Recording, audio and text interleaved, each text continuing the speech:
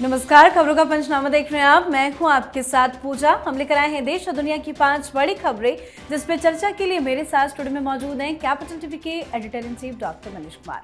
Doctor साहब, बहुत बहुत स्वागत है आपका। धन्यवाद। सबसे पहले नजर हेडलाइंस पर। बिहार में एनडीए की प्रचंड जीत के बाद सरकार गठन की तैयारियां तेज। मंत्रिमंडल का फॉर्मूला लगभग तय।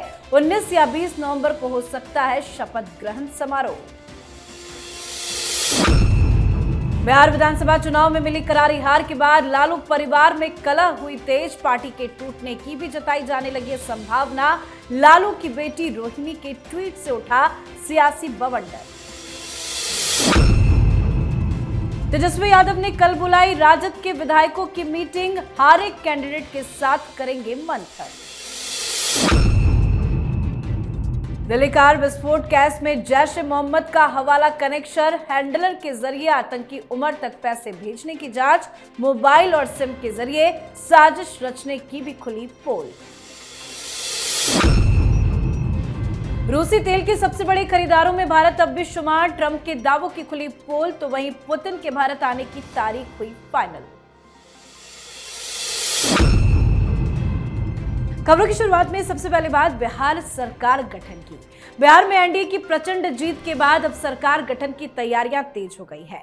मंत्रिमंडल गठन का फॉर्मूला लगभग तय बताया जा रहा है।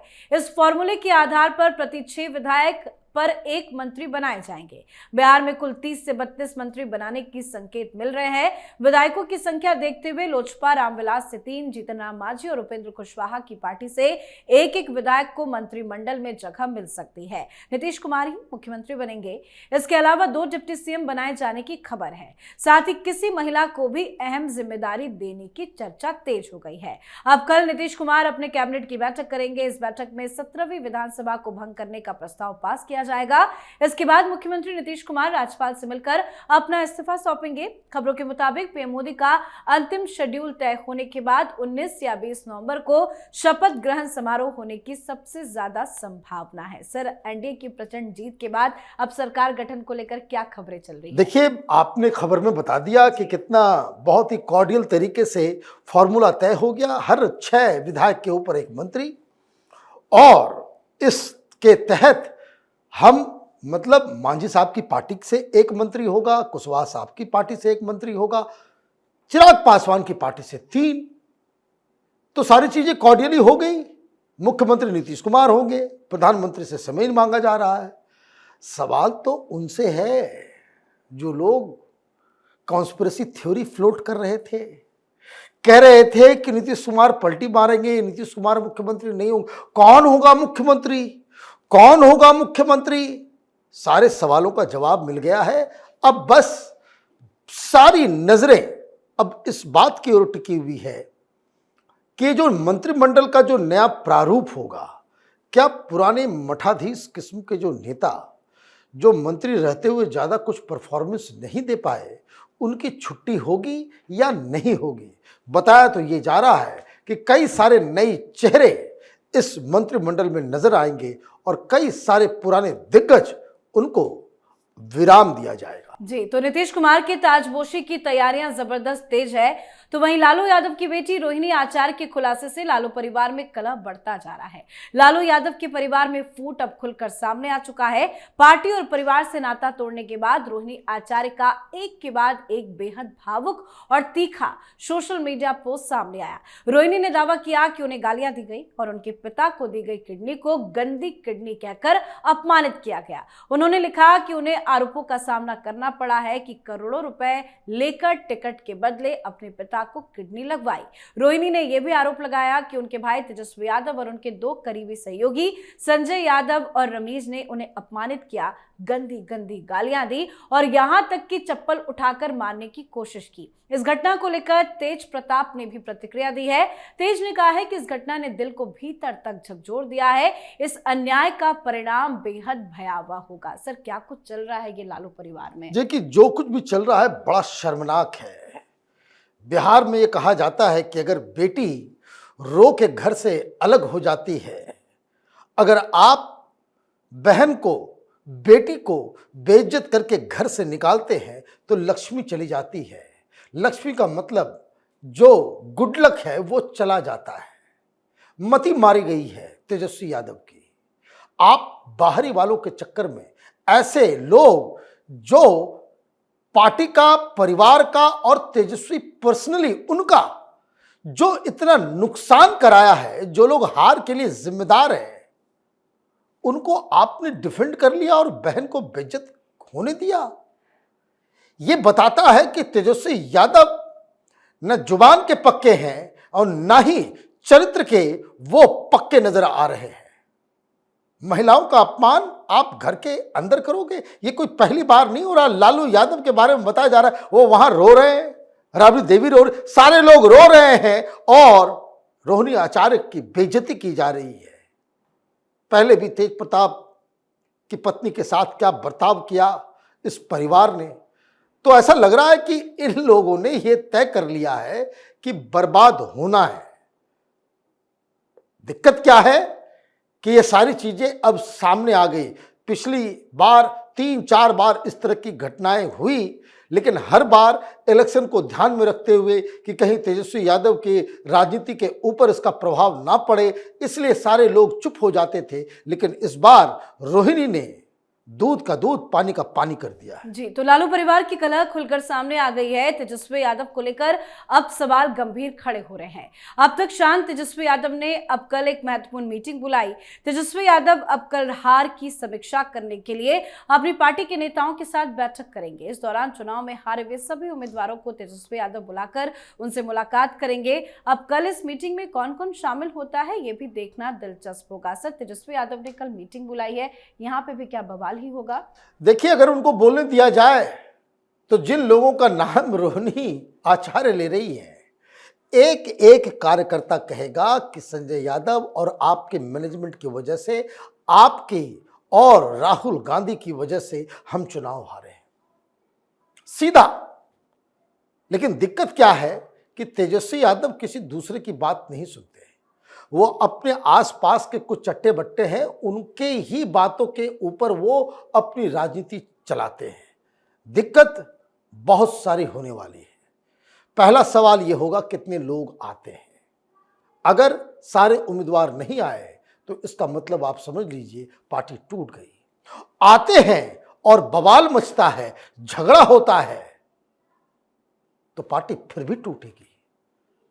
सवाल उसका भी नहीं है कि जो हार गए हैं।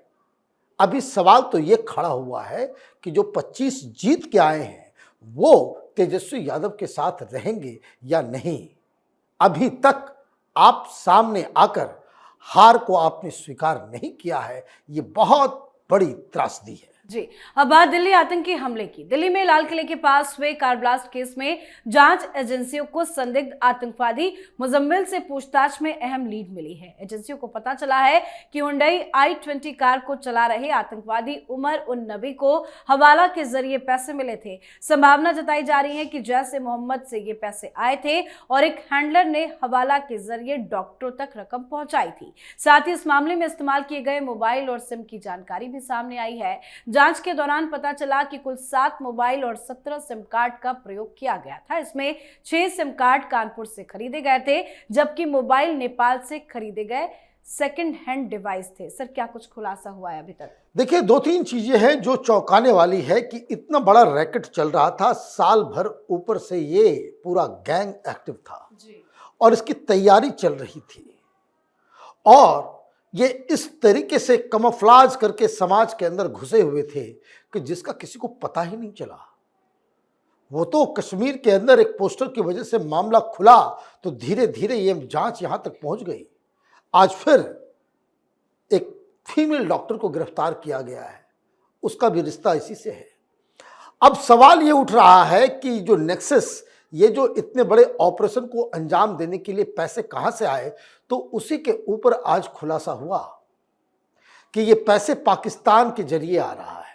मतलब अब धीरे धीरे सारी शक की सुई पाकिस्तान की ओर जा रही है, और इसलिए यह अब अंदेशा किया जा रहा है कि ऑपरेशन सिंदूर पार्ट 2 कभी भी किसी भी वक्त जैश ए मोहम्मद के खिलाफ शुरू हो सकता है। जी, अब बात आज की आखिरी खबर की। विदेश मंत्री एस जयशंकर कल मॉस्को के लिए रवाना हो रहे हैं। आधिकारिक रूप से उनकी यात्रा एससीओ की बैठक के लिए है, लेकिन ये दौरा रूसी राष्ट्रपति पुतिन की भारत यात्रा की तैयारियों से भी जोड़ा जा रहा है। पुतिन 5 दिसंबर को भारत पहुंचेंगे और प्रधानमंत्री नरेंद्र मोदी के साथ 23वीं भारत रूस वार्षिक शिखर बैठक की संयुक्त अध्यक्षता भी करेंगे। मोदी पुतिन की मुलाकात पर पूरी दुनिया की नजरें होंगी। साथ ही इसी बीच ट्रंप के लिए एक झटके की खबर भी सामने आई है। रूसी तेल के खरीदारों में भारत अब भी शुमार है। भारत ने कच्चे तेल की खरीद में अपना रुख कायम रखते हुए रूस से भारी मात्रा में आयात जारी रखा है।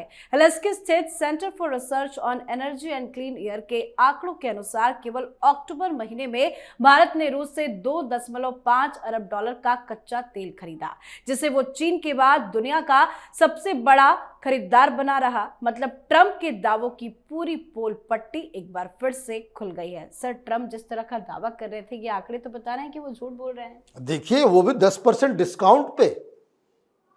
ये जो टैरिफ लगाया गया उसके बाद जो हम खरीद रहे हैं उसमें 10% का डिस्काउंट अलग से रूस दे रहा है। तो ट्रंप की सारी बातें वो झूठी साबित हो रही है।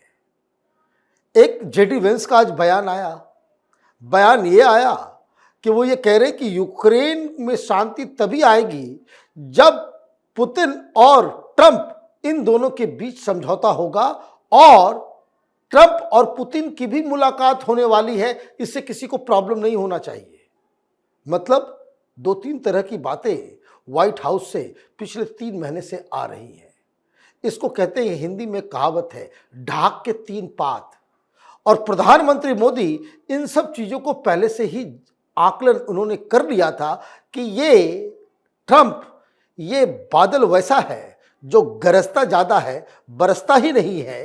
तो इसलिए भारत ने अपने रुख को जरा सा भी उसमें बदलाव नहीं किया। हम तेल खरीद रहे थे, खरीद रहे हैं और आगे भी खरीदते रहेंगे। यही आज की सबसे बड़ी खबर है। जी, बहुत बहुत धन्यवाद सर समझाने के लिए। धन्यवाद। तो खबरों का पंचनामा में आज के लिए फिलहाल इतना ही। देश विदेश की बाकी खबरों और उनके सटीक एनालिसिस के लिए देखते रहिए कैपिटल टीवी। हमें लाइक कीजिए, शेयर कीजिए और कैपिटल टीवी को सब्सक्राइब कीजिए। नमस्कार।